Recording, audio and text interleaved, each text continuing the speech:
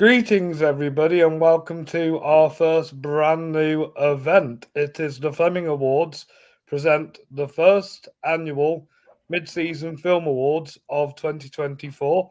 My name is Robbie Fleming. As you know, I created the Fleming Awards because I wanted my own version of the Oscars. Well, a new thing has inspired me. I've noticed that the Hollywood Film Critics Association do a mid-season award, and I decided to do my own. And here with me to help bring to you all the nominations is one of my good friends and a legend himself, Mr. Cody House. Hello, Cody. Oh, Robbie, thanks for the very nice introduction. It's always a pleasure to be here and to help you with your awards. Yes, I think this is like one of the times you've done this with me. Mm-hmm. Yes, you've been doing it with me since 2021 Oh, Fleming Awards. wow. You started off as an award presenter. Now you're one of the hosts of my many There you award go. shows. There you go. Yes. So let's explain everybody the rules of the mid-season awards. So this is a new this celebrates the films that were released from January 1st to June 30th of this year. I think this is the last day of films being released. I still need to see Kinds of Kindness and a couple of others that missed my radar, but I'm willing to try and catch up on them as soon as I can. So I'm not just going off films that have come out in the UK because Poor Things, Zone of Interest, American Fiction, The Holdovers, and a couple of others were were late releases in the UK. They didn't come out till January, February time, but because they were included in the 2023 Fleming Awards, I haven't made them eligible. But there are some other films that didn't get nominated for Fleming Awards that did have a January, February release, which I've still managed to count. Yeah, because there's a few 2023 films in here, but they didn't get wide releases till after 2024. Yes, I read that Hitman was released at Toronto last year. Yeah, but they decidedly to push it for a 2024 release when Netflix bought the rights to it instead of releasing it in 2023. That makes sense. It's given us something to watch because obviously a lot of films been delayed because of the strikes from last year. Mm. Yeah, but either way, I'm quite happy with some of the films that have been released in 2024. Some have been surprises, some have been disappointments. But even though like none of them have necessarily been like breakouts, there hasn't really been many that are downright bad.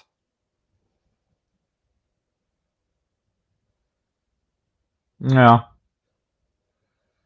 Yes. So I do have a confession to make.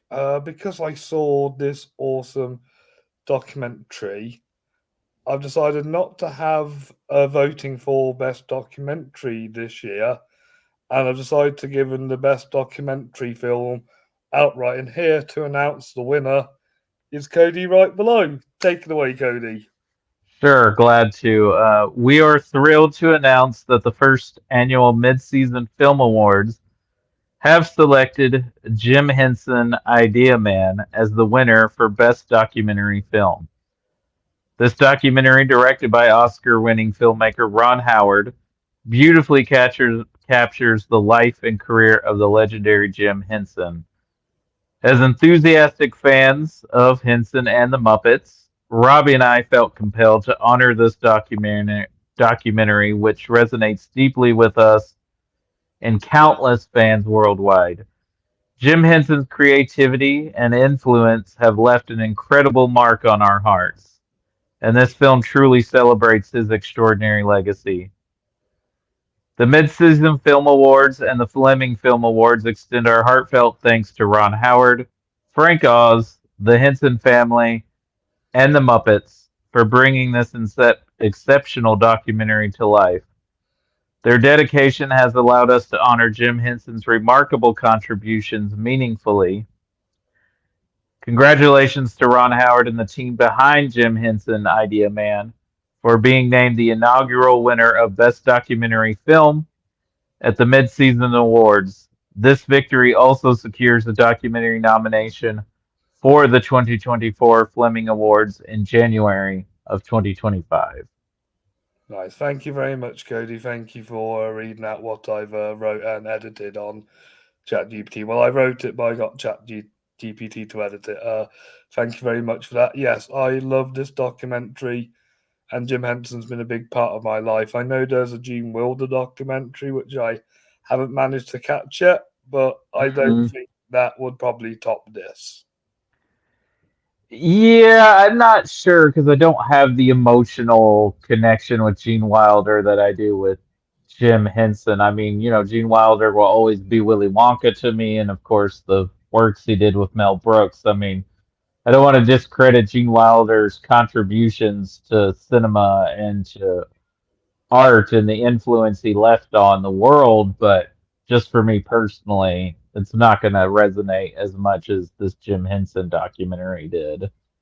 Definitely, definitely. And Ron Howard's like normally hit or miss with movies, but he made a great, great documentary in this. I'd say this is my personal favorite Ron Howard film now. Oh wow. Yeah. Yeah, he's very hit or miss for me too. Like even some of his good movies for me are just kind of solid. They're not like exceptional, but he is a very talented and gifted filmmaker, and what I've heard of him, a very nice man. Yes, and he's a great voice on the rest of the development too. Oh yeah, that's true. He does have a pretty good career as TV cameos. He has one of the best Simpsons guest spots too. In the first episode, he did, or the second, or both.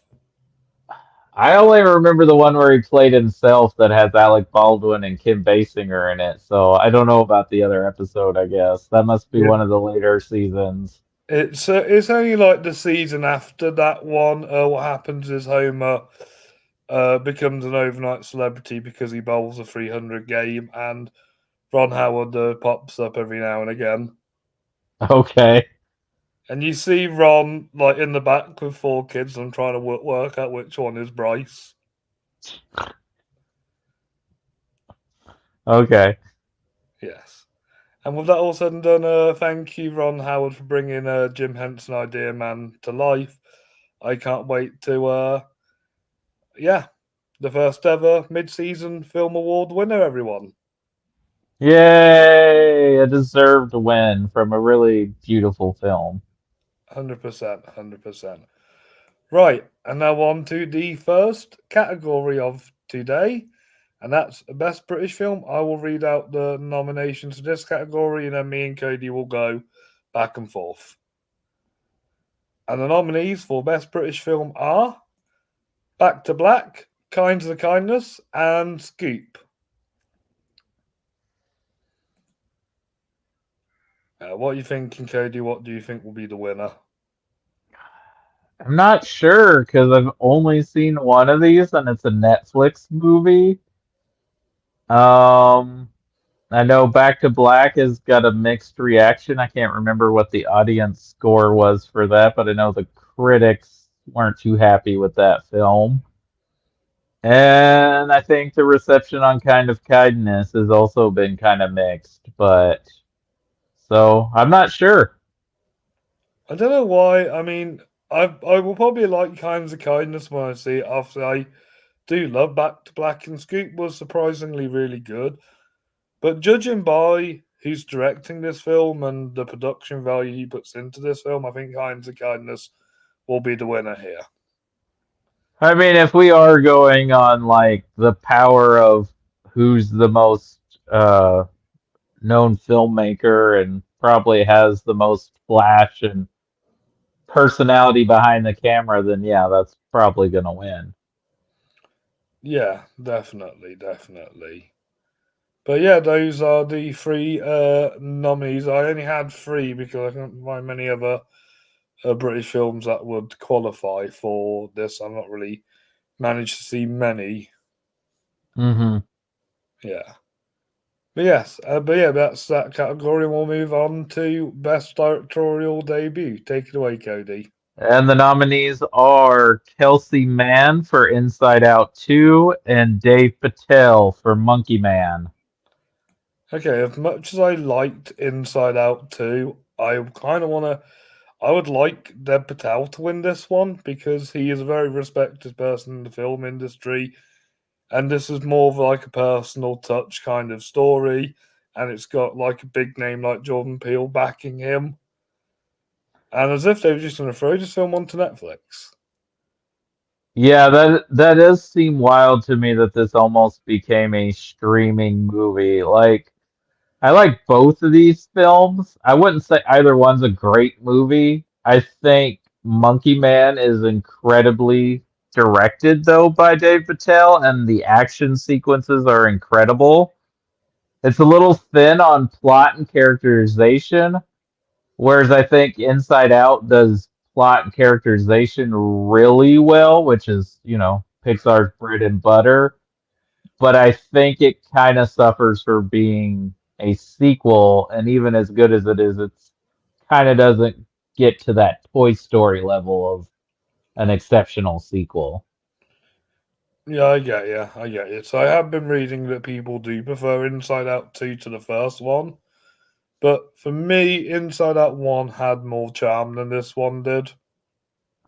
I think I think a lot of people are responding to how well it deals with mental illness, especially anxiety, and that, I don't think this is a spoiler, but if anything mentioned about a movie you think is a spoiler, then sure, this is a spoiler warning. But the movie does, quote unquote, show us a true panic attack, and I know people who suffer from panic attacks really responded to like the depiction of that on the film.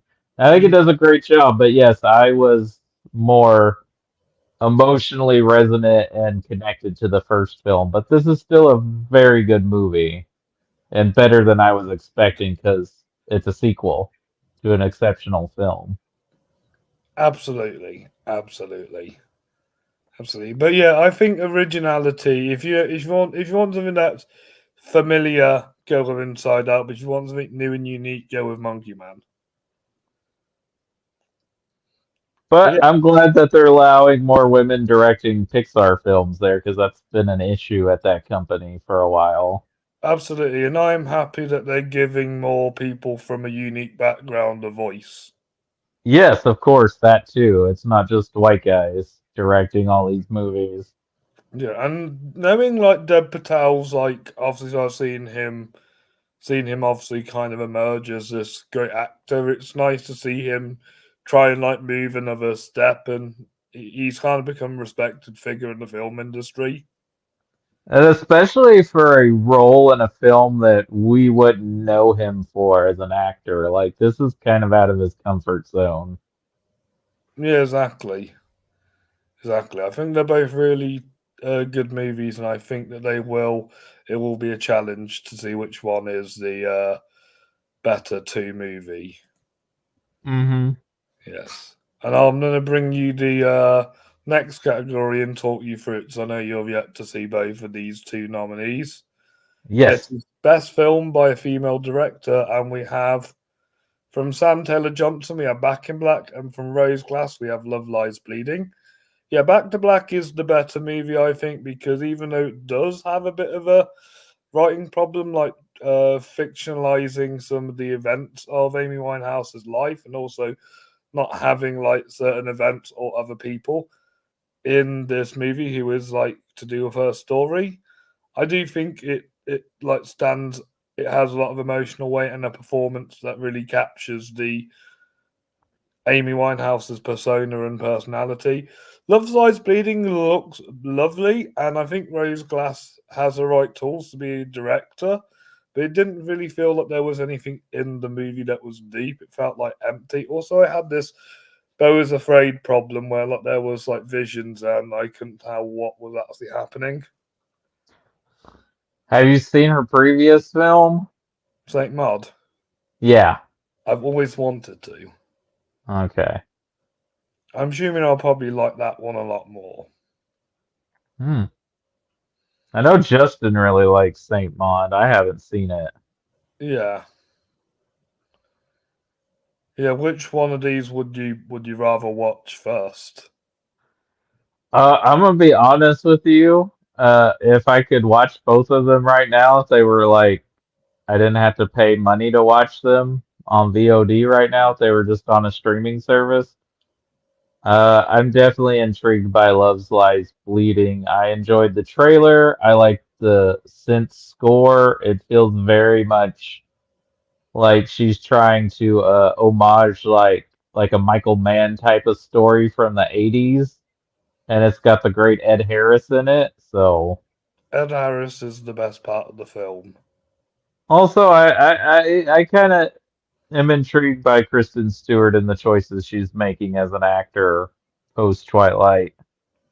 Yeah, I find her quite bland. Well, you should watch some Taylor Lautner films then. Taylor Lautner, I think he's better when he's with Adam Sandler's buddies. Yeah, I guess so. He's he's just not as gifted as an actor as the other main two people. No, he's no Robert Pattinson. Why hasn't he done a film this year? I want more. All right, but yeah, but that was best film directed by a female director. Uh, take it away, Cody, with the next category. And the nominees for Best International Film are Monster from Japan and The Taste of Things from France. Yes. What do you think to the taste of things? As I know that's the only film you've seen so far. I loved it. I thought it was a beautiful movie about art and cooking and relationships, and also might be the best representation of food porn I've ever seen in a movie. Yeah, I mainly watched this for the food. I will admit it. It looked amazing. If nothing else, It you will want to eat after watching this movie. But yeah, I definitely. really think it was a wonderful film, and I'm kind of shocked it didn't get the Oscar nomination for Best International Film since they didn't go with Anatomy of a Fall as a pick. Yeah, Like this should have been on the list. yes, but don't rule out Monster. No, I've heard great things. Yes, because it Tana does this really weird thing where it presents you with the center conflict, and it does this Rashomon style thing where you see the boy's point of view and the teacher's point of view. So you're trying to work up for yourself who's telling the truth, and it's a really unique film because normally I don't really like shoplifters and brokers. I found hard to get my to like enjoy, but this one I just couldn't stop watching it. It was that interesting. Hmm. Yeah, Monster is my favorite of these two. Yes, and I know Monster is quite popular in the Facebook group, which most of my voters are in. So I can see this one being the winner. Would be a surprise. Yes, yes. I'm gonna try and do a video with Justin on Monster of his channel, and I wouldn't mind doing Monster as one of the international film discussions we have. Cool. Sweet. And yes, we will bring you an old boy discussion one day, everyone. So that's still in the works. Yeah, I just watched it the other day, so I'm ready. Sweet. All right, you ready for the next category? Let's do it. All right, this is the one that has the most amount of films. Most of the categories have 6 films. The little ones only had 2 or 3. Hmm. And for best animated film, we have Chicken for Linda, Inside Out 2, Kung Fu Panda 4, Migration, Orion and the Dark, and Robot Dreams. Have you seen any of these, Cody? I've seen 3 out of the 6. I know Robot Dreams got nominated for the Academy Awards for last year, but didn't get a wide release till this year. Um, it doesn't seem to be anywhere digitally yet in the States. Um, I don't even know what Chicken for Linda is. Oh, it's this really French experimental one. I watched it when I watched it because it showed up on a lot of social media. But the three I've seen, they're all solid. Um, the Yes, I'll sequels, they're fill you in on Migration. It's just a fun road trip movie for kids that looks nice. so it's your basic Illumination movie. Yeah, Yeah, I'm not a big Illumination fan. They're and that's fine. You know, their movies tend to be more targeted towards the younger audience, and that's okay. But I don't think most of their films don't rise above to the quality of, say, a Pixar, a Ghibli, a Laika, even a DreamWorks. I'd say the only two that come close are Despicable Me and Mario. Yeah, and they're not even like as good as the best of those other companies offer. But, you know, they make a lot of money, so Yeah, more power to them, I guess. So of the ones I've seen, I'd give it to Inside Out too. yes, I can see why. Yeah, I do like what DreamWorks has been doing in the last 5 years. They've been trying to experiment with their animation. Okay, I know Ruby Gilman didn't work, but Orion and Kung Fu Panda 4 are very experimental films, and it feels like they're slowly on the rise again. Yeah, and I feel like the Kung Fu Panda franchise is very underrated. I think it gets overshadowed by the How to Train Your Dragon franchise. And I personally actually prefer the Kung Fu Panda movies. I know I'm Yeah, probably in the minority there, but no, I I like the understand. And Kung I Fu like Panda 4, it felt like it was going in a really logical sense where Poe would have to find his successor. uh-huh. Like, I didn't feel there would be no other plot besides that one, so I'm glad they went with that plot. Yeah, especially because it's been what 8 years since the last Kung Fu Panda. Yes, and apparently they have two more planned out. Oh wow. Yes, so I think the fifth one should be his last adventure with the Furious Five. Yeah, I would like to see them again. They were missing in this movie, but that's fine for the story they were telling. Yeah, Orion in the Dark was surprisingly really good. I loved the animation and the storytelling. It's a interesting concept for sure, and I can definitely tell Charlie Kaufman was involved with the subject matter. I didn't like it as much as you did, Robbie, but it's still a interesting take on an animated film, I would say. Yeah, that's fine. And yeah, you'll love Robot Dreams because it's just this really heartwarming story about these two characters, and it doesn't even use a single line of dialogue to tell the story, just sound and music and animation. It's gorgeous. This is it, Cool. it would practically be if Pixar made one of their shorts into a feature length. Yeah. Yeah, because they normally So, have shorts with no dialogue. hmm Yeah, yeah, the whole film has no dialogue. gotcha. Yeah. All right, and with best animated film comes best voice acting. Do you want to read us out the names code? Yes, the nominees for Best Voice Acting are Angela Bassett from Orion in the Dark, Jack Black from Kung Fu Panda 4, Viola Davis from Kung Fu Panda 4, Paul Walter Hauser from Orion in the Dark, Kumail Nanjiani from Migration, and Amy Poehler from Inside Out 2. You know what surprises me? Even though he's done it so many times, I would love to give this to Jack Black because he's still consistent after four movies. I mean, it would be fine. He's, you know, talk about a perfect actor for the character. Definitely, definitely. Yeah, Amy Um, Poehler. Amy Poehler was great reprising her role. I wouldn't mind if she wins again. And yet the other, I'd say the weakest is Kumail, but he's delivering the chops in Migration because of how funny he is. I mean, you know, he's doing what he's supposed to do, and you know, obviously he made some probably decent cash making it, so nothing against the man. it's a good career choice to do voice work in an animated film. And it's a nice paycheck where you can go and get paid and voice act in your sweatpants. I'm not trying to discredit voice acting. It's an incredibly hard, gifted job that people have Well, made a career out of. But I understand the appeal as a performer why you would do a voice acting job. well, Jack Black's made a career out of it.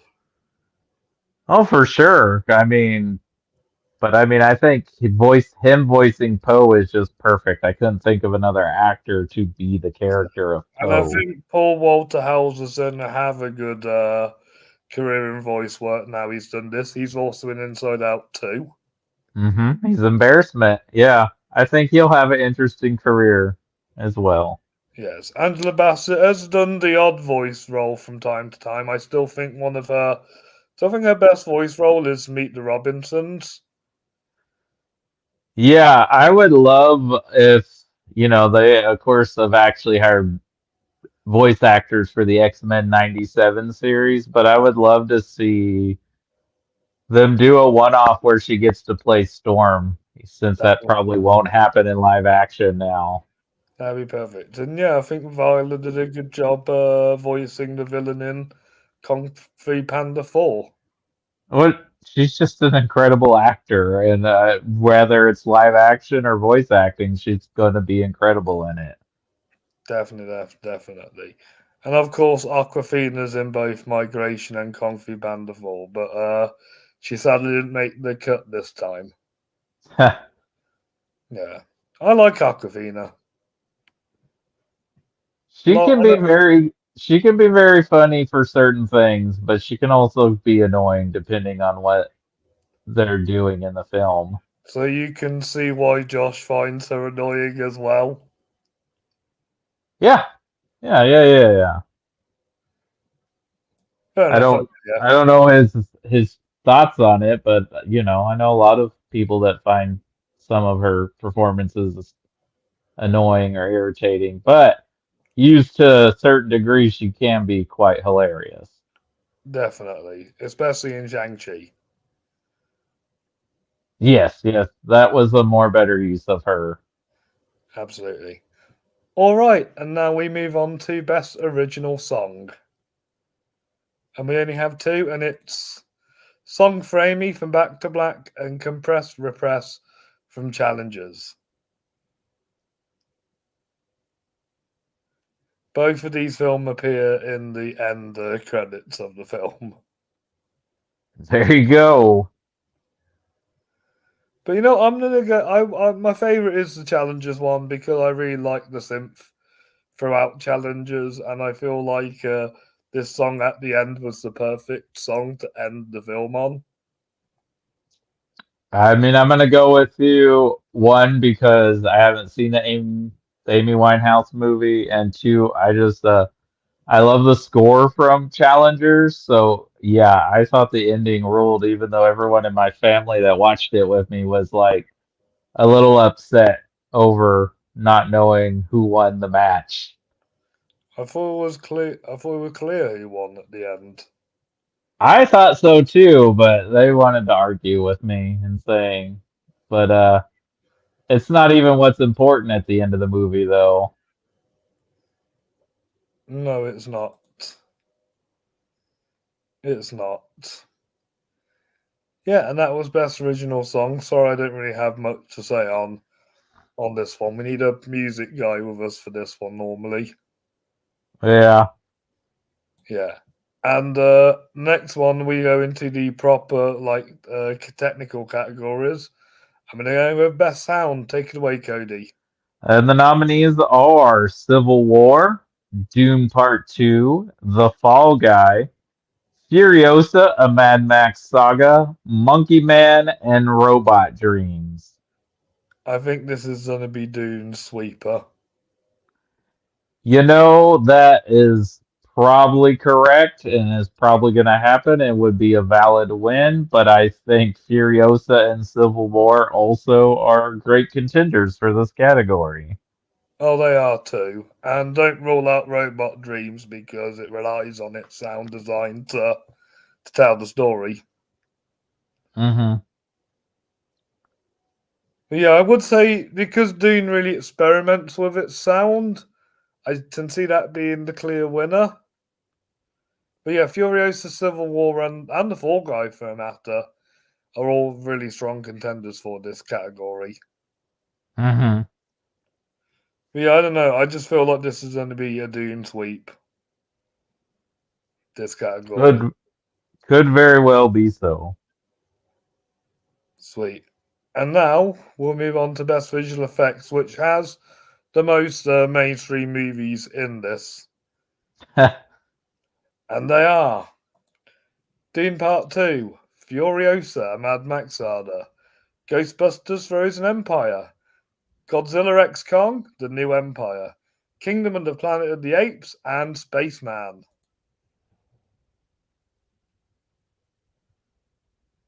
I was very surprised how good Godzilla X Kong was. Okay, you enjoyed it. I really enjoyed it. More than Kingdom of the Planet of the Apes, and normally I prefer that franchise over the other franchise. Oh wow. Okay. Yeah, I have a feeling you're not going to like Ghostbusters Frozen Empire. Okay, I haven't seen it. I wasn't that excited about seeing it because I didn't care for Afterlife. So you might be right. I don't know. We'll have to wait and see when I watch it how I feel about it. But I got a Ghostbusters Frozen Empire cup from AMC because they just gave it to me when I bought a drink one time I went to the movies. So now I have a reusable cup. Nice. You can't complain. No. But yeah, a lot of people criticize the use of CGI in Furiosa Mad Max saga, but I feel like it suited what it was going for. I mean, I had no problem with the CGI that was used in it. I thought it was incredibly well done. Same. Same, but I just have a weird feeling yet Dune's to win this again. Yes, I think Dune is going to win this. But I think what hurts Planet of the Apes, as incredible as it is, especially the sheer number of apes that are in this film, because it's more apes than humans this time around, is we've kind of already seen it, and we don't have Andy Serkis, though I do think there are some really great performance motion capture performances, particularly the villain, and then I forget is his name Raka, the orangutan our protagonist meets kind of midway in Yes, the movie. because the bloke who does the voice of mocap for him plays Peter's boss in Family Guy. Oh wow. Well, I thought he was incredible. He's great. Yeah. But it's kind of been there, done that with that film. And a lot of people might feel the same way with Furiosa as it's just Fury Road again. Whereas, yeah, Dune's the second part, but it's really just one big movie. Literally. Literally. Have you seen the Spaceman one yet? No, that's the Adam Sandler Netflix film, right? Yeah, the one that he took like 3 years to make. No, I haven't seen it. It's good. It's good. I watched it with my friend when it first came onto Netflix, and we were quite impressed with how well it was made, more than what was going on. Hmm. Okay. Yes, it's weird to see him and Carrie Mulligan toe to toe with each other. Yeah, that's an odd pairing. Yeah, I don't know why Adam Sandler's normally with a lovely lady in his movies. I mean, if you get to be in charge of your movies and who you get to act opposite, aren't you going to act opposite people? And you get to choose who you want? I mean, granted, the real answer should be who's the best actor for the job and who am I going to have on screen chemistry with. But, Not to say, if you did have Jennifer Aniston, it could have worked. yeah, and he's done quite a few films with her, and she's definitely closer to his age. I would like to see him and Drew Barrymore do a serious film together next time they work together. Yeah, they do have good chemistry together. I like them together usually. Yeah. But yeah, going back to visual effects, I'd say Dune Part 2 is definitely the winner, although I do think Furiosa could be a slight wild card. It could be, yeah. All right, Cody. Let's talk about the category that everybody wants, but the Oscars. Well, they said they are going to consider it now. I don't, when if it does or doesn't happen, we'll see. Yes, but hit me up with those best stunt team nominations. The nominees for Best Stunt Team are The Beekeeper, Civil War, Dune Part 2, The Fall Guy, Furiosa, and Mad Max Saga, and Monkey Man. All right, there is one I haven't seen on this list, and that's the Beekeeper. It's kind of stupid, but also kind of fun to watch. That's what I'm picturing it to be. I would not say it's a good movie, but if you enjoy Jason Statham just beating the poop out of bad people, then you'll enjoy it. He's made a good career out of doing 100 films like that. Yeah, but like this one's even dumber than something like Crank or uh the Transporter films. Like this is like even lower grade than The those Transporter films. films are art. Oh, the first two are really good. I don't know about the third film, but this is like even dumber than the Crank movies. I do like the first Crank, to be fair. Yeah. So it just varies on if you can get past the ridiculousness of the story and plot and kind of some of the people they have play the bad guys and just, if you can just enjoy Jason Statham being Jason Statham, then you'll like it. But if you try to put logic and some of the performance choices from the other actors, you're going to be like, this is stupid. Yeah, but yeah, I wouldn't mind if the winner of this category is the Fall Guy because it's the movie that's campaigning for all this. I mean, I feel like it kind of needs to be the fall guy, but at the same time, I mean, the work on Furiosa is just incredible. Yes, I have a feeling it's between those two because Civil War and Dune have like tense moments, but not as action packed as Fall Guy or Furiosa or Monkey Man or even the Beekeeper. So I've seen some of the scenes in the trailer, and the action does look really good. Yeah, But yeah, I think it'll be the Fall Guy or Furiosa. makes sense. Yes. And now we're going to talk about best makeup and hair. You ready to hear them, Cody? Let's do it. Sorry. And the nominees are Back to Black, Bob Marley One Love, Dune Part 2, Furiosa, A Mad Max Saga, Hitman, and Kinds of Kindness. Hmm. I want to go with Furiosa. Okay. So I do like the designs on some of the characters. For sure. But obviously, traditionally, this kind of award goes to a leading transformation. So I wouldn't mind if Back to Black wins for creating Marissa Alabella as Amy Winehouse, having the tattoos, the makeup, the teeth, and the hair. Hmm. Yeah, and same with Bob Marley. One Love making Kingsley look exactly like Bob Marley. Yeah. I can imagine you would probably go for Hitman.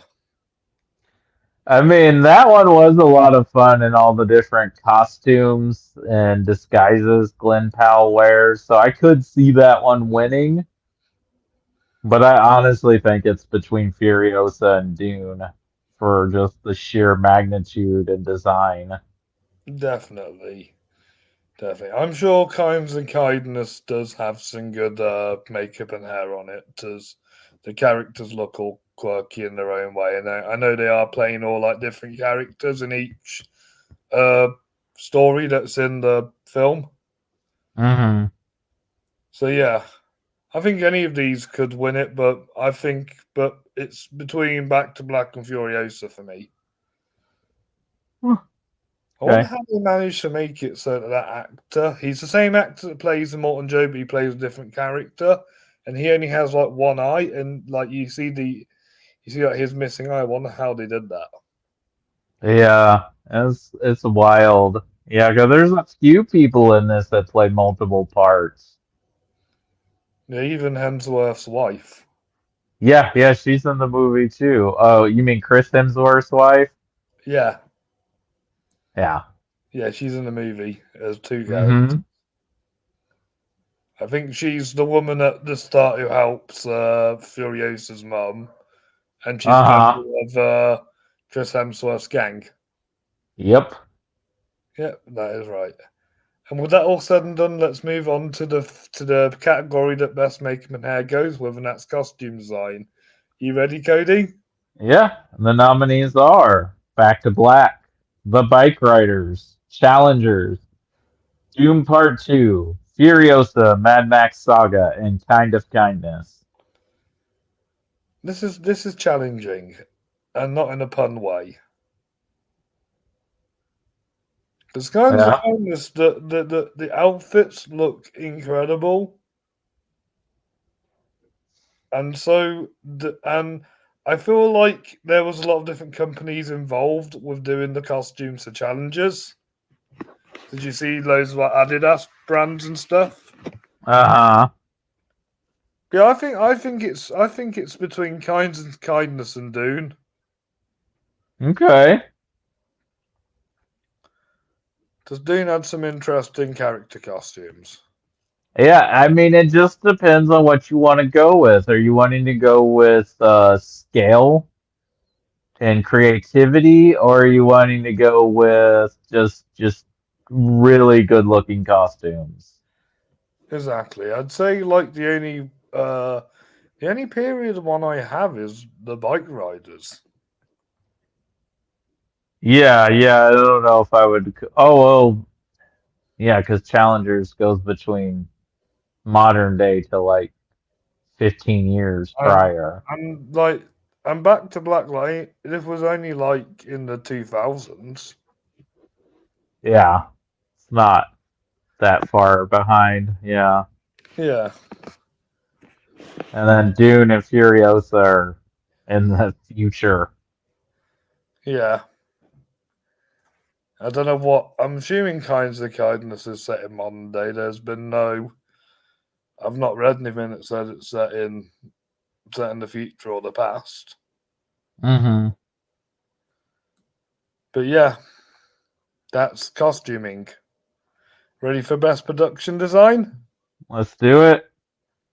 We have Civil War, Dune, The Fall Guy, Furiosa and Mad Max Saga, Kinds of Kindness, and Monkey Man. I think the winner's Dune.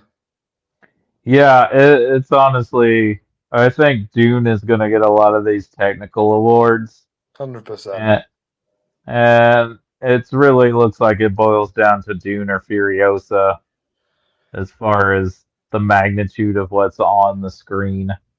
Definitely. Definitely. Although Civil War had a pretty good production design as well. Yes, it did. Absolutely. It's like a third runner-up on a lot of these categories, I think. Yeah, definitely. Absolutely. But yeah, I think this is going to be a sweep for Dune. Yeah, I wouldn't be surprised. Yes. And with that said and done, are you ready for best editing? Yeah, let's do it. The nominees for Best Editing are Julie Monroe for The Bike Riders, Jake Roberts for Civil War, Trisha Cook for Drive Away Dolls, Joe Walker for Dune Part 2, Elliot Natman and Margaret Sixel for Furiosa and Mad Max Saga, and Yorgos Mavropsaraldis for Kinds of Kindness. Yeah, I do think it's between Dune or Furiosa. Yep, again, Dune or Furiosa. Yeah, I do like Driveaway's dolls as transitions. They're just very hippie like. And yeah, Bike Riders is quite good the way it like frames the story in with Jodie and the other person telling the story. I'll let you I'll let you watch the film to decide whether you think it's good or not. But yeah, I think this is another category where Dune will sweep in. Mm-hmm. Yes. But I'll tell you one thing, I think there is competition in the next category, and that's best score. You ready Yeah. for the nominees? Yeah, let's do it. We have got Jertskin Fiddix for Kinds and Kindness, Tom Hulkenberg, aka Junkie XL, for Furiosa and Mad Max Saga, John Powell for Migration, Trent Reznor Ross, aka Nine Inch Nails, for Challengers, Rushi Sakamoto for Monster, and the legendary Hans Zimmer for Dune Part 2. Now, normally I would say that this is a Zimmer and Dune sweep, but I love the score for Challengers. Mm-hmm. There's something different and unique. I feel like Hans Zimmer was all in as he did with the first movie, but I feel like Trenton Atticus just went all in with that Challenger score. Yeah, I absolutely love the score for Challenger, so I would not be mad at all if it wins. Absolutely, absolutely.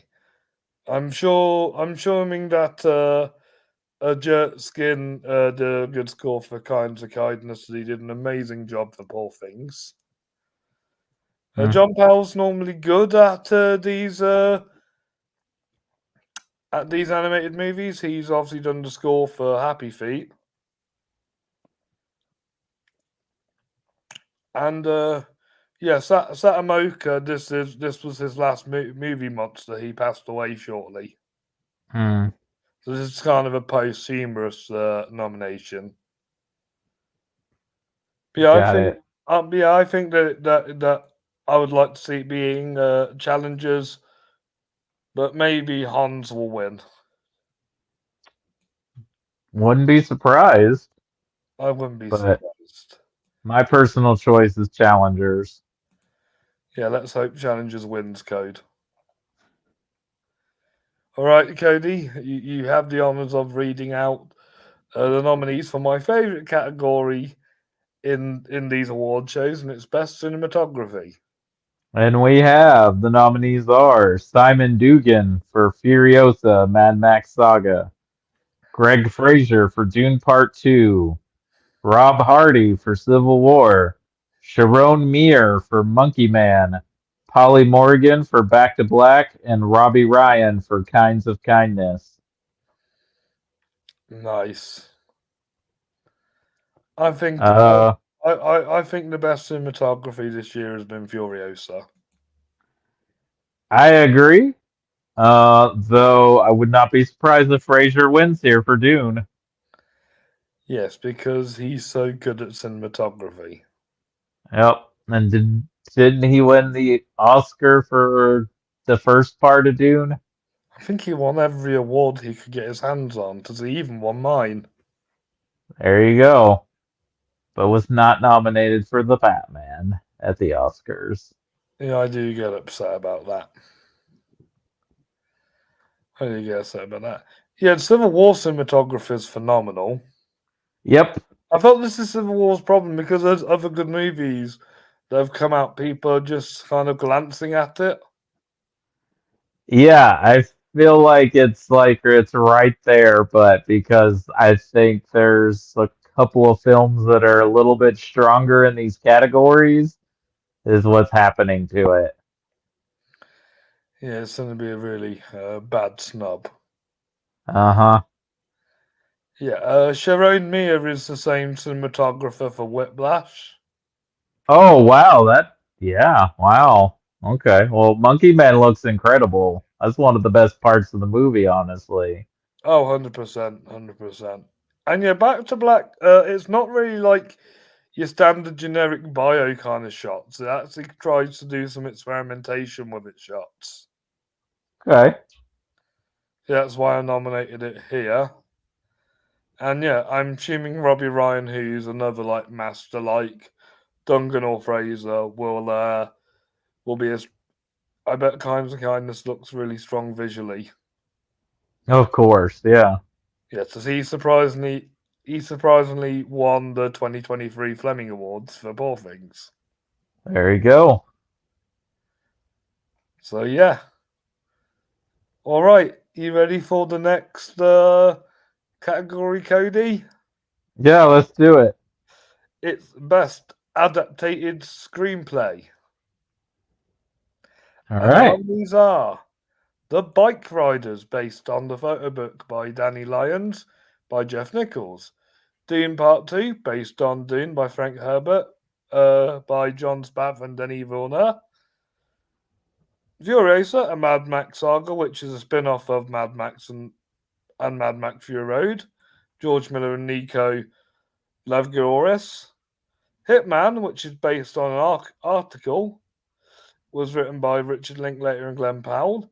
Orion and the Dark, which is based on a book by Emma Yarlett, from a screenplay by Charlie Kaufman, and Scoop, which is based on the same book by Sam McAllister, written by Jeff Bassettil and Peter Moffat.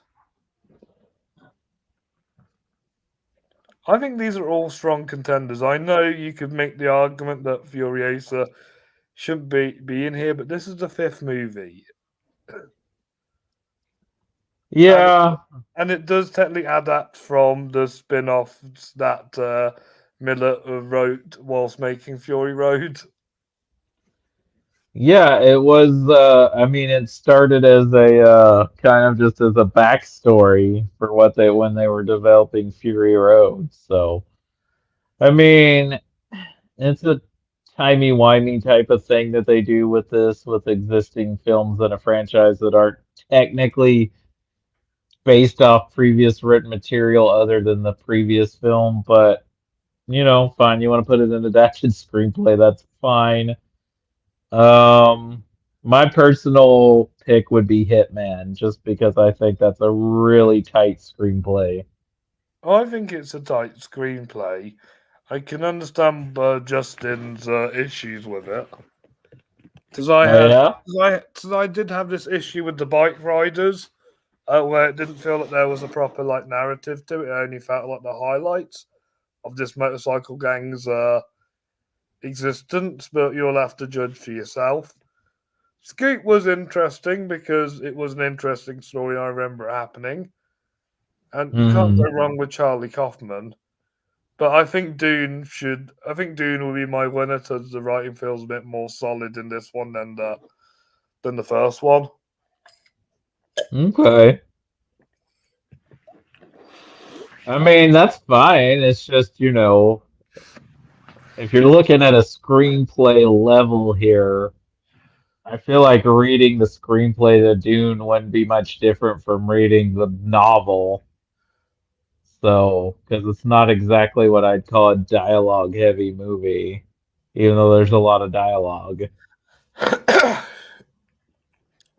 Well, when you say that, it sounds like Hitman or Scoop should be the winner.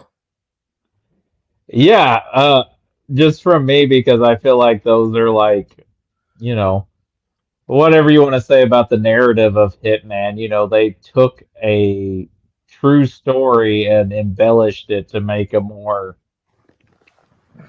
compelling story in their mind than just, this guy that pretends to be Hitman to help the police bust people.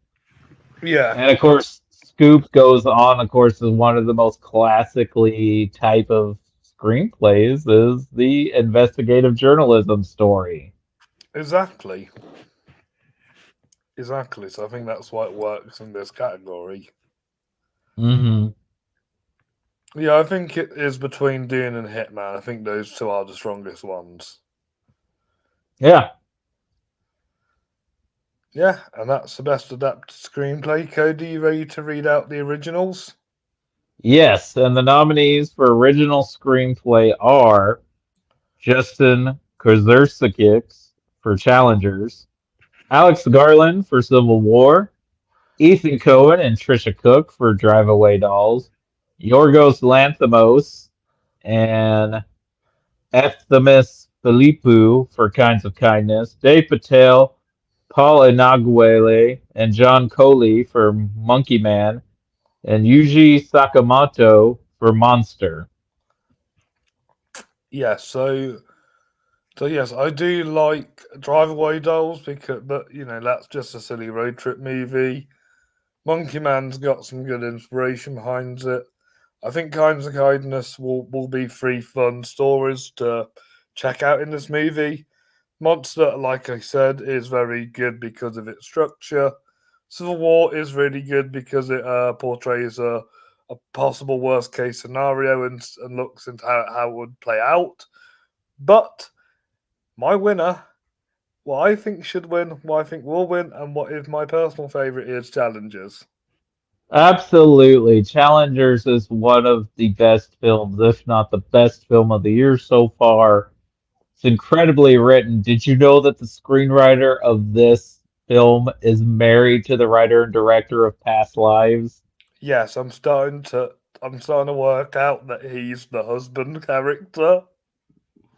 So I want to know if there's another person, man or woman out there, that's got a story about a love triangle.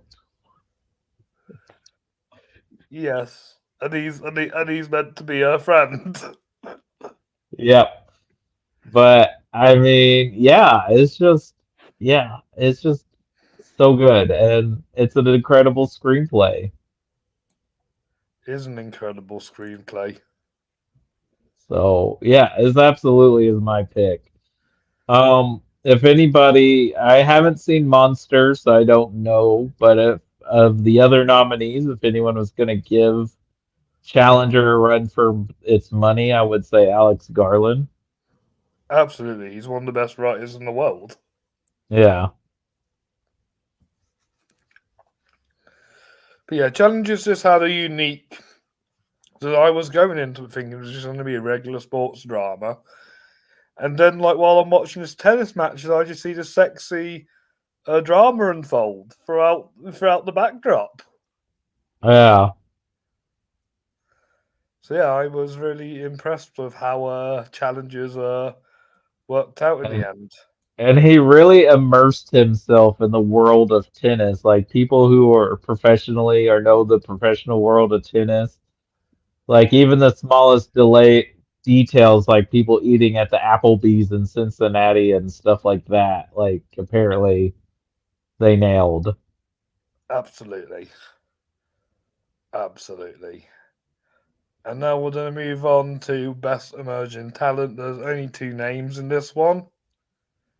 We have Alila Brown for Furiosa and Mad Max Saga, and Soya Kurokawa for Monster.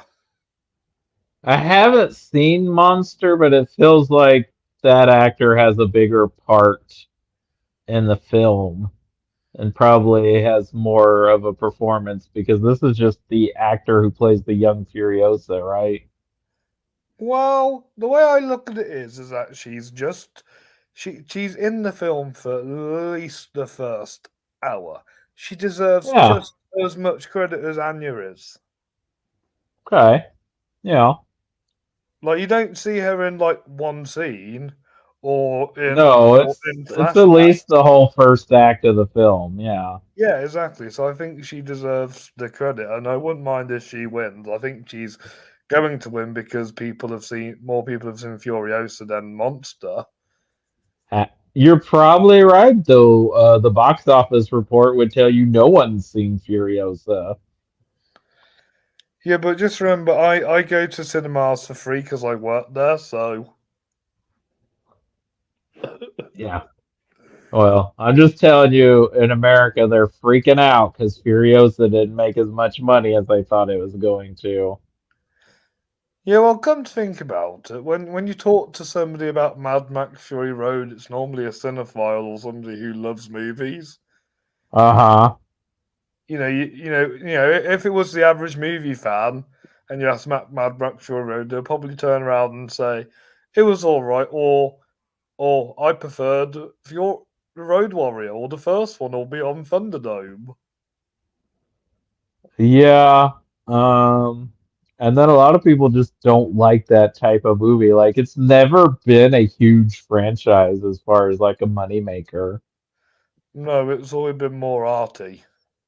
I mean, I think, Road Warrior Beyond Thunderdome did fine. Fury Road did well, but not like it wasn't like a huge monstrous blockbuster as far as like money wise, but No, I think it made more money than people thought it was going to make. absolutely, absolutely. But but yeah, those are the two nominees. I wanted to keep it fair and have one male and one male and one female. So yeah, let us know who you're going to pick. All right, Cody, you ready to hit me up with the best supporting actress list?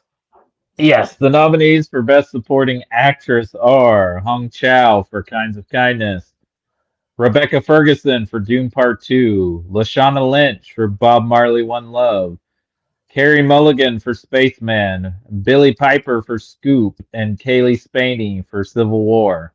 Now here's where my view gets more interesting because the my favorite supporting performance from a female actress this year is Kaylee Spaney for Civil War, and I think this is where Civil War can win.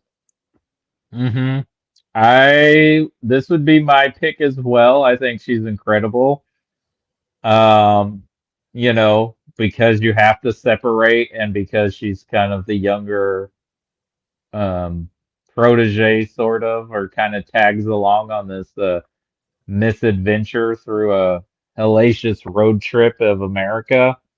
But I feel like Yeah, she's really good in this movie. So yeah, she'd be my pick for this category. I mean, Rebecca Ferguson is strong as Jessica in June, but yeah, I think this should go to Kaylee Spaney. Plus, she's just been doing great work. She's incredible as Priscilla Presley in Priscilla, and she's the lead in the upcoming Alien movie. yes, and she's just got herself a role in Knives Out 3. Yep.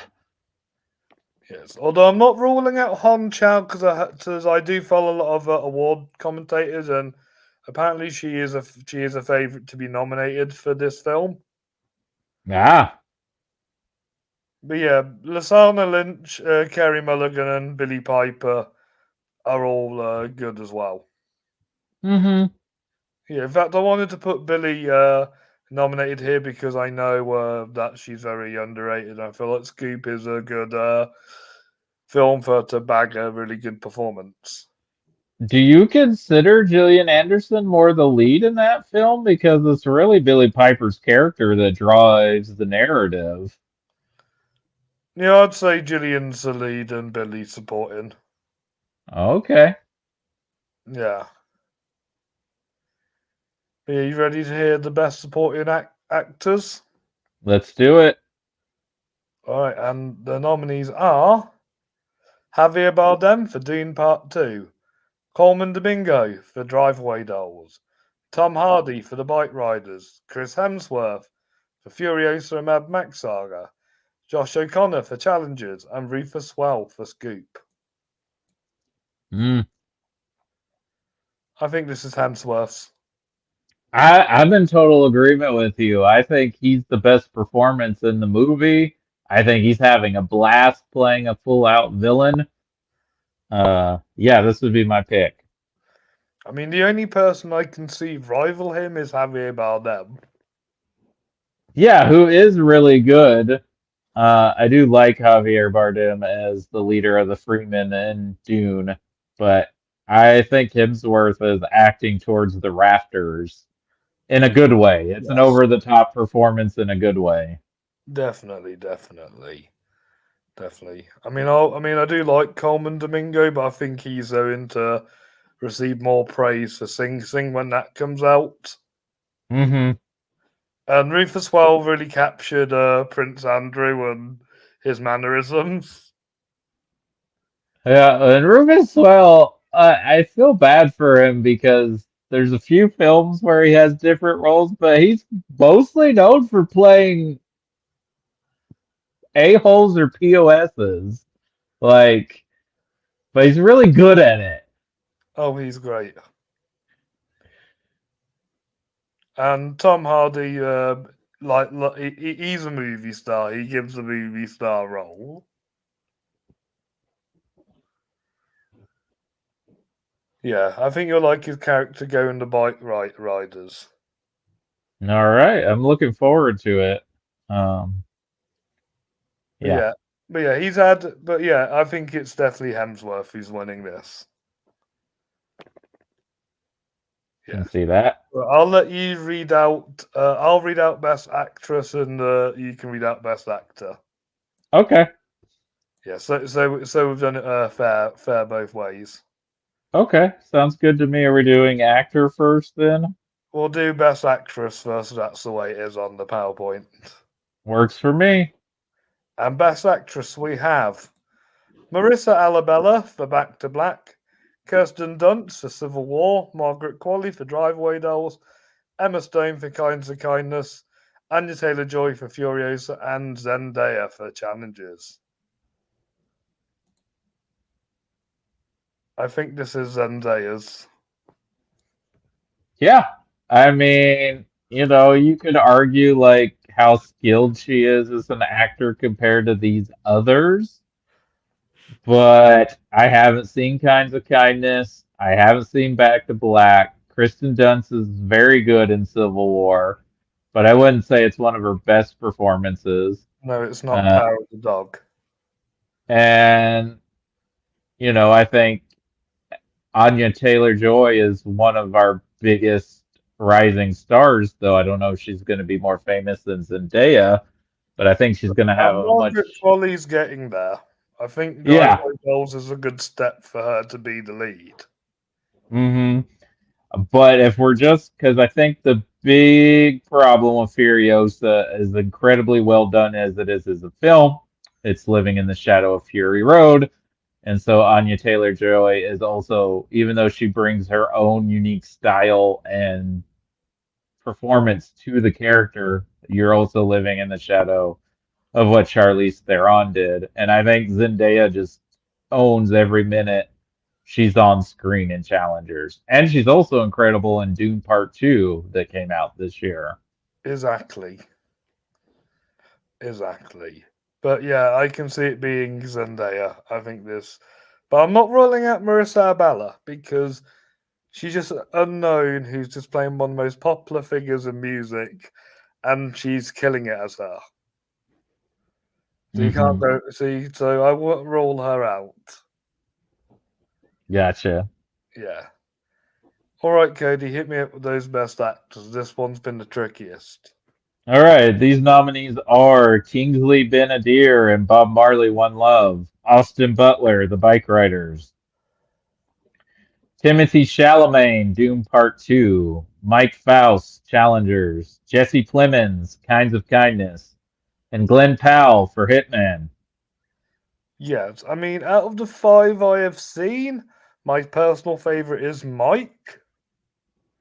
Mm, But because he's been getting a lot of critical acclaim and praise and his first big award for this role, and the fact that he made a cameo in another film that's been what we've been talking about, I personally think that this is Jesse's role. This is Jesse's award.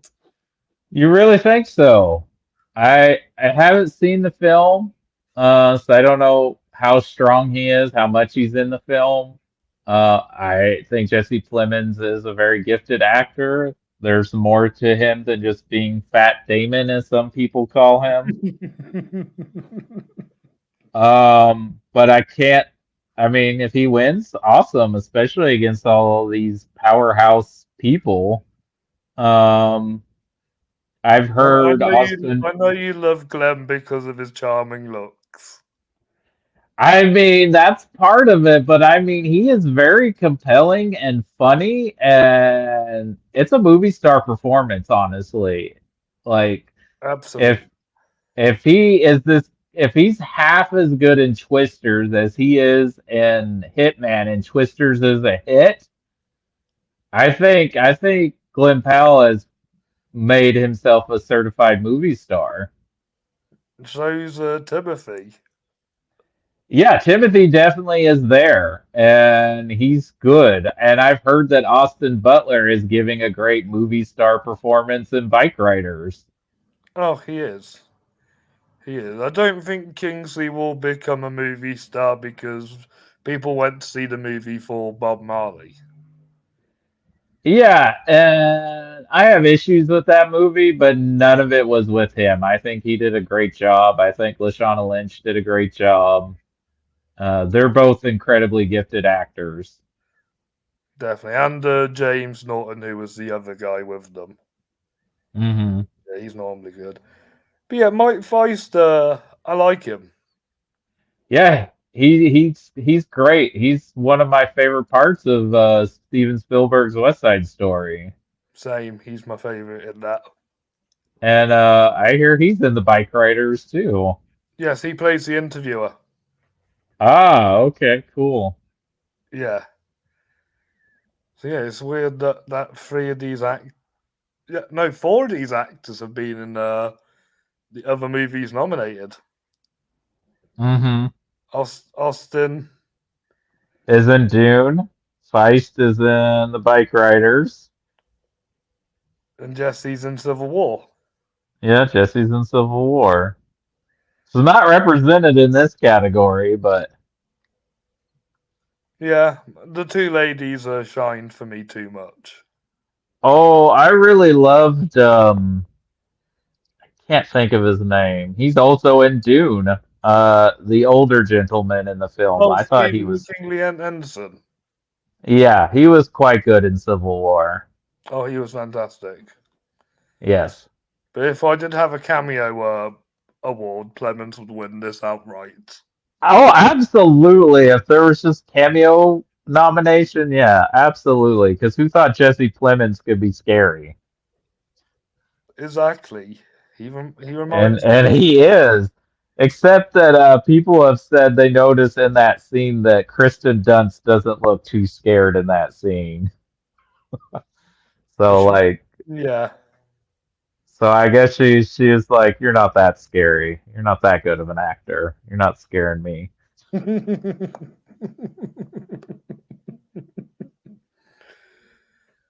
And on that note, let's talk about best cast. All The, right, what are the nom- nominees?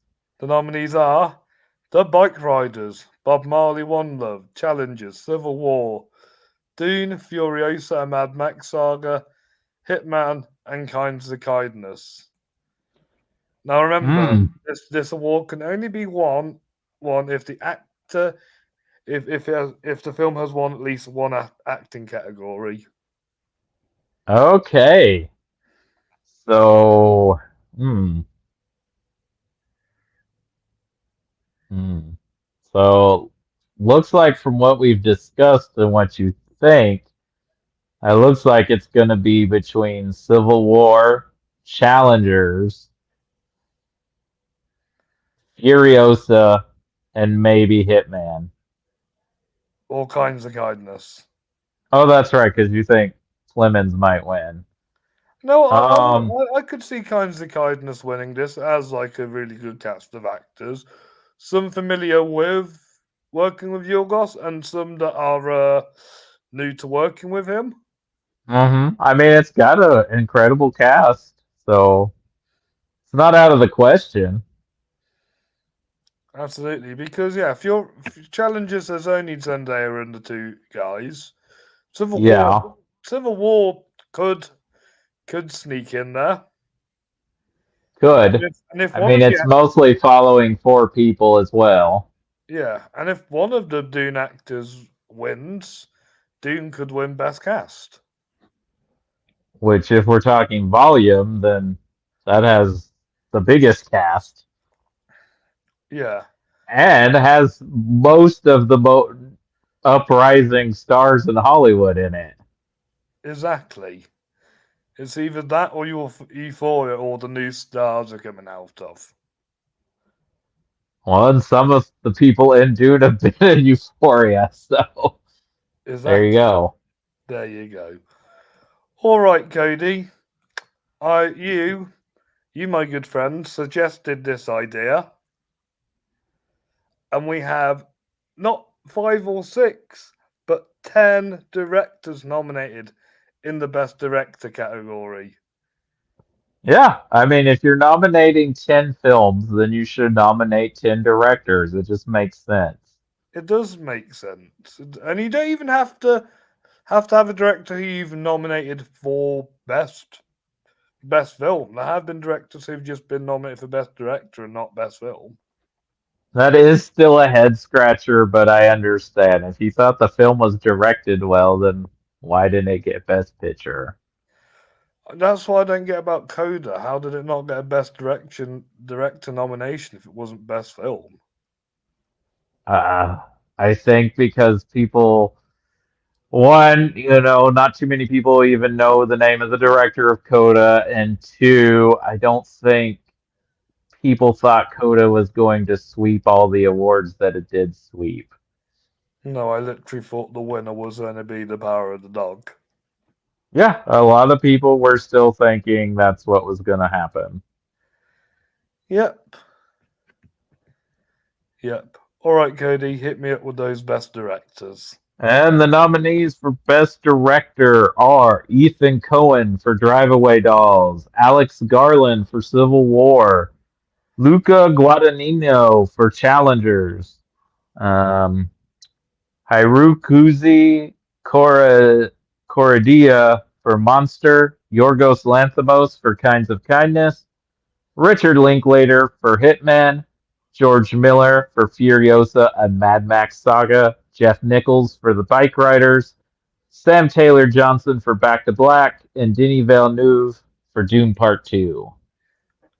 I think it's Villeneuve. I think you're right.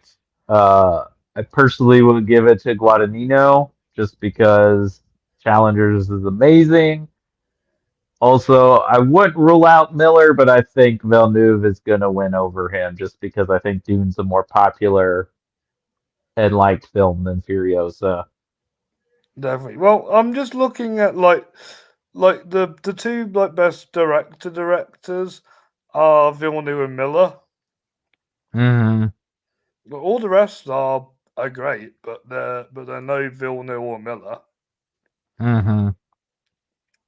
Yeah, I just feel bad that Sam Taylor Johnson was the only woman I nominated. Well, maybe there'll be some stronger films in the second half of the year directed by women. I'm hoping so because the cinematographer of Eternal Sunshine of the Spotless Mind has a film coming out called Lee with Kate Winslet, and I can't wait to see that. Cool. Yes, I'm hoping that will be a big contender for the Penny Marshall Award when we do the Flemings. But yeah, I think this is Villeneuve's no competition. You're probably right. You're probably right. Yes. All right, we only got 2 more categories. We'll do the proper one first, and then we'll do the fun one. Okay. All right, and here are the 2024 Mid-Season Film Awards Best Film nominees: Back to Black, The Bike Riders, Challengers, Civil War, Dune Part 2, Furiosa and Mad Max Saga, Hitman, Kinds of Kindness, Monster, and Robot Dreams.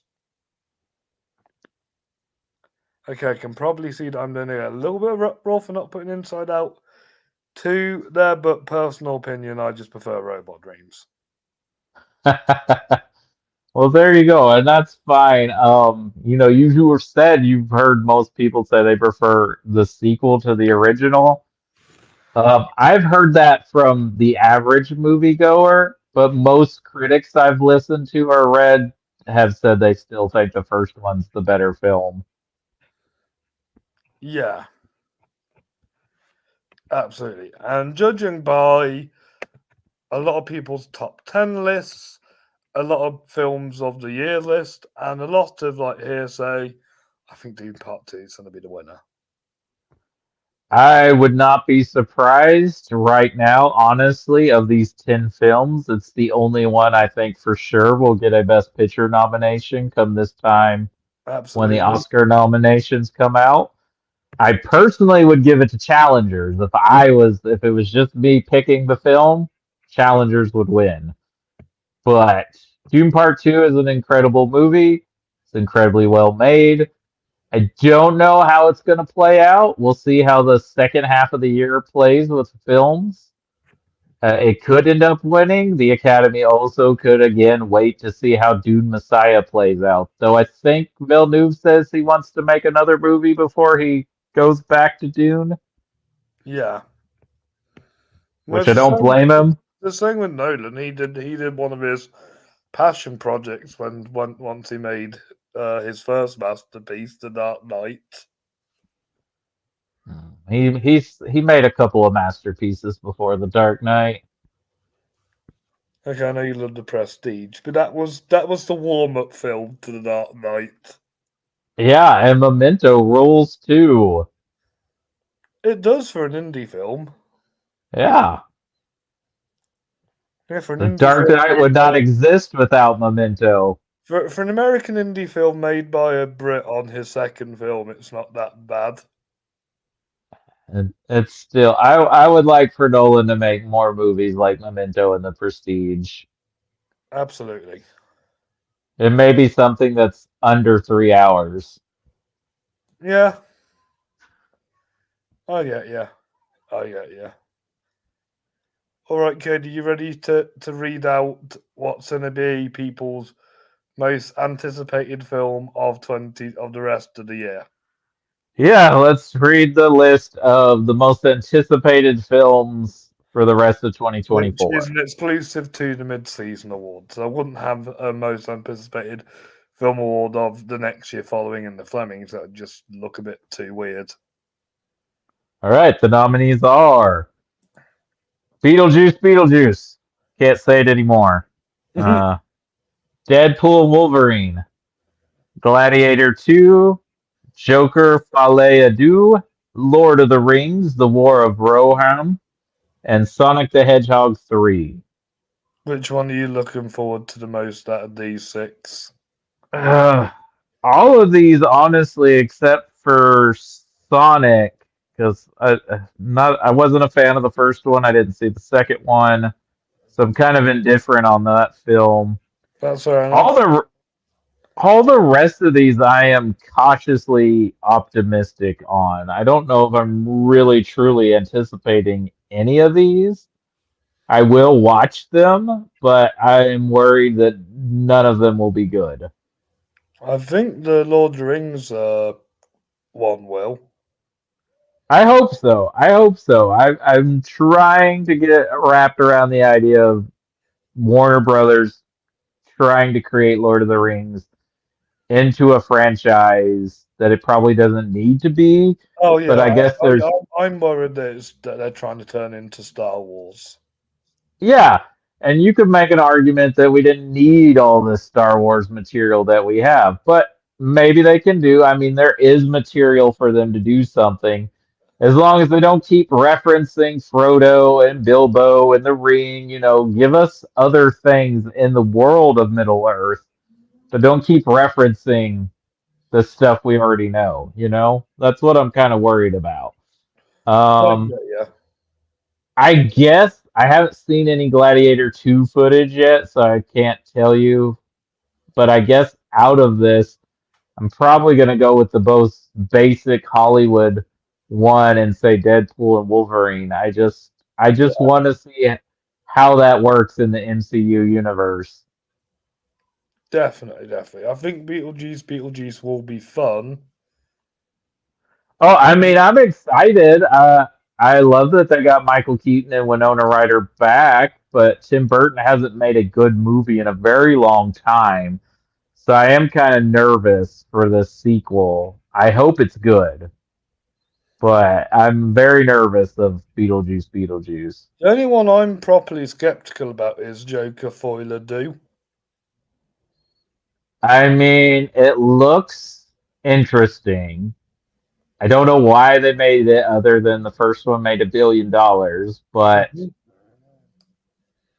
I don't know. I would love if it comes out and all the incels that loved the first Joker movie hate this one. That would be quite a turn of events, because it looks like they're going with a musical kind of influence on it. Yes, But I don't know.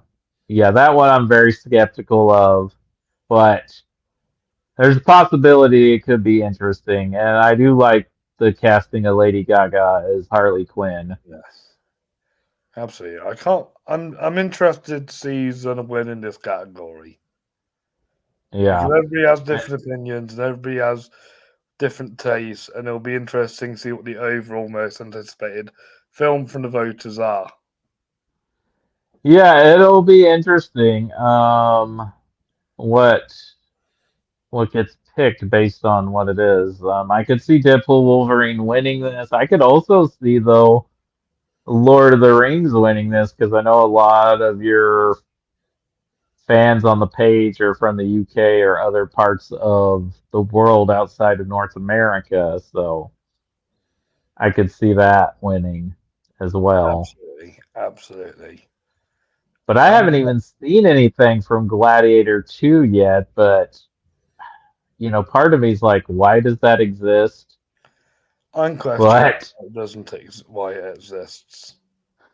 but I mean, maybe it's good. It's got Denzel Washington in it. Well, Denzel always makes everything great. So Yes.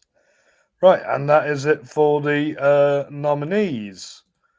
The most nominees is a tie between Dune Part 2 and Furiosa with 16. Hinds of Kindness has 14 noms, Civil War has 11, Bike Riders has 10, Challengers has 8, Back to Black has 7, Monster has 6, Driveway Dolls, Hitman and Scoop have 5, Bob Marley One Living Around in the Dark have 4, The Fall Guy and Robot Dreams have 3, and Spaceman has 2. And all the rest have 1. there you go. Right. Yeah, I Time think to I hand that agree with over. you. Yeah, it's been a very solid year. I don't think it's been a great year thus far. Um, there's a lot of like 4.5 to 4 star movie. I don't know if I've seen anything I would give 5 stars to yet this year. Okay, well, give it time. There's still 6 months. Yeah, and it could change. Um, there's been some really good movies, some really great films, but I think I can easily do a top five so far this year and not have to struggle for it. Yeah, I get you. I get you. That and we have Letterbox to help us out with it too. I swear, why Yeah. don't we just ask Letterbox to sponsor our videos because they'd love to hear how much me and you praise them. Yeah, yeah. You could possibly get that to happen. Just contact one of the people. I guess I'll have to try. I'll have to try. But That would that be is it. great to be sponsored by Letterboxd. It would. It would. But that is it for today with the nominations. You can vote in the. There's a link in the search, and I'll be sending the link around my Facebook group. I'm going to send links to people on Facebook, and I'm going to share it around Twitter and Instagram and TikTok as well, so everybody gets a chance to vote. Yeah, let me know in the comments down below what you think's a nomination, what you think should have got nominated, what you think shouldn't have been nominated, and also like and subscribe to this channel. We will bring you the winners as soon as I can, but for now, vote whilst it's open. Cody, it's been an absolute pleasure having you on today. Any last thoughts on the nominees before we go? It's mostly a fairly solid list of what's been the best so far this year, of what I've seen, anyways. But thanks for having me. Like I said, it's always a pleasure. Glad to help you out on this. Yes, I was hoping Justin was going to join us as well, but he couldn't make it. Yeah, I think he's working, which I understand. I understand. I got work on the weekend. That's why I'm doing it today. Did you guys get A Quiet Place Day One and Part One of Kevin Costner's Ego Passion Project? I think so. I'm not. I'll find out tomorrow when I'm in. Ah, Yeah. But yeah, thank you for coming on today. oh, of course, you're welcome. Thanks for having me. Always a pleasure. Always a pleasure. Right. Thank you everyone for watching. Thank you for staying an hour and a half to listen to me and Cody ramble while we talk about these nominees. And yeah. Make sure you get voting, and we'll see you again very soon. Bye, everyone. Bye, Cody. Bye.